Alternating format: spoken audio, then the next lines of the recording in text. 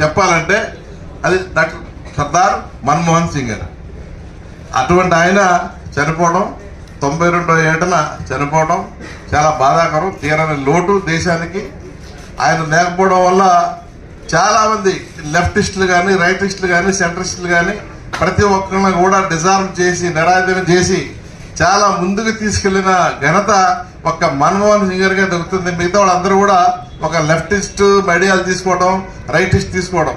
చివరికి కమ్యూనిస్టులు కూడా ఏమన్నారంటే, ఈయన విషయంలో మేము ఫస్ట్ లో చాలా తేడా పడ్డాం కానీ, తేడాగా అనుకున్నాం కానీ ఈయన దేశభక్తుడు, నెంబర్ 1 దేశభక్తుడు.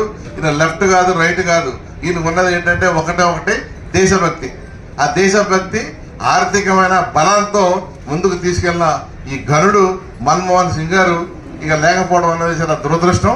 ఆయన మనస్సు శాంతికి అందరూ ప్రార్థన చేయాలని కోరుకుంటున్నాం.